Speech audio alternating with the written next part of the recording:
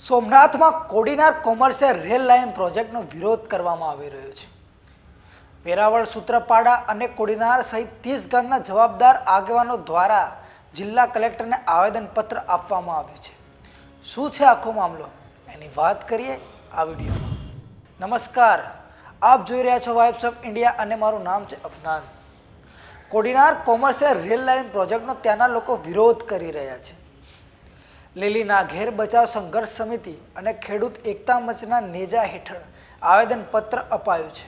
ખેડૂત એકતા મંચ ગીર સોમનાથના જિલ્લા પ્રમુખ રમેશ બારડ, લીલી નાઘેર બચાવ સંઘર્ષ સમિતિ વતી ખેડૂત અગ્રણી રામભાઈ વઢેર, જયસિંહ જાદવ, પ્રતાપ જાદવ, દીપક કાછેલા, સંજય મોરી સાથે વેરાવળ, સૂત્રાપાડા અને કોડીનાર તાલુકાના અસરગ્રસ્ત 30થી વધારે ગામોના જવાબદાર આગેવાનો સોમનાથ જિલ્લા કલેક્ટર કચેરી પહોંચી જિલ્લા કલેક્ટર તેમજ જિલ્લા પોલીસ વડાને લેખિત આવેદનપત્ર આપ્યું હતું।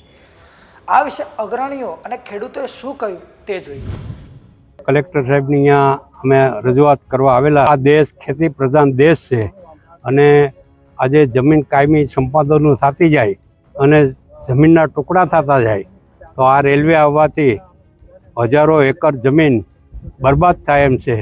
હજારો ખેડૂતો ઘર વિહોણા બની એમ છે અને પાણી ભરાવાથી આજુબાજુની જમીનો નુકસાન થાય એમ છે। તો આ રેલવે બંધ રહે એ માટે અમે ખેડૂત વતી અને ખેડૂતો પ્રયત્ન કરી રહ્યા છે।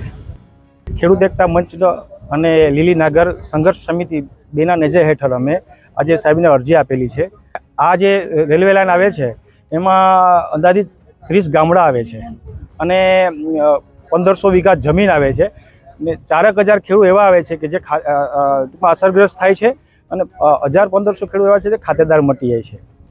ને અમારો જે વિસ્તાર છે સાહેબ એ 7 નદી, મારા અંદાજ પ્રમાણે 7 નદી છે એ બધી દરિયામાં ભળે છે ને હાલની તકે અત્યારે રેલવે ટ્રેક નથી બન્યો છતાં બી 5 ગામડા એવા છે, લાટી, કદવાર, હણાસા, લોઢવા, કે જેમાં પાણી ભરાય છે ને જો ટ્રેક ઊંચો થશે, રેલવેનો ટ્રેક ઊંચો થવાનો છે, ઊંચો થશે એટલે કાયમી માટે એ ફળદ્રુપ જમીન નાશ પામશે ને ડૂબમાં જમીનો જશે।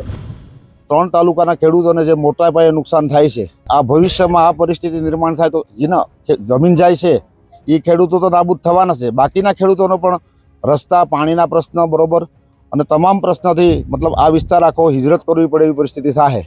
આ પ્રોજેક્ટ અમારી રજૂઆત ધ્યાનમાં સરકાર નહીં લે બરોબર અને તો ભવિષ્યમાં અમે તમામ મતલબ અસરગ્રસ્ત અને બિનઅસરગ્રસ્ત ખેડૂતો મળી અને સાથે વિશાળ એક સંમેલન બોલાવશું અને આના માટે અમે મતલબ એક શાંતિપ્રિય રીતે પહેલાં અમે આંદોલનની શરૂઆત કરશું અને છતાં પરિણામ નહીં આવે તો અમે આત્મવિલોપન જેવા પ્રયોગો પણ કરશું અને અહિંસકને બદલે હિંસક આંદોલન થાય તો એમાં સરકારની જવાબદારી રહેશે બરોબર, ખેડૂતોની જવાબદારી રહેતી નથી। આવું કોઈ છે નહીં કે અમે આગેવાની લઈ છે ટોળું કોઈના કાબૂમાં રહેવાનું નથી અને ટોળું 100% ભેગું થવાનું છે। અત્યારે જે 2019થી હાલ એ શાંતિપ્રિય રીતે હાલતું હતું, આ 5મી વખત સર્વે કર્યું છે બરોબર અને ખેડૂતોને સતત ટેન્શનમાં રહે છે, માનસિક રીતે, આર્થિક રીતે ખેડૂતોના માલઢોરના બાંધકામ કરી એકતા નથી। અમારા વિસ્તારમાં અત્યારે અમારા જ ગામમાં પ્રસનાળામાં 25થી 30 રહી છે, માઇસ એરિયામાં દીપડાનો 50 દીપડા રહી છે કાયમ માટે, ફોરેસ્ટ એરિયા છે જ્યાં પણ। તો આ રેલવે લાઇન છે એને જે મીટર ગેજ છે તાલાળાવાળી એ કોડીનાર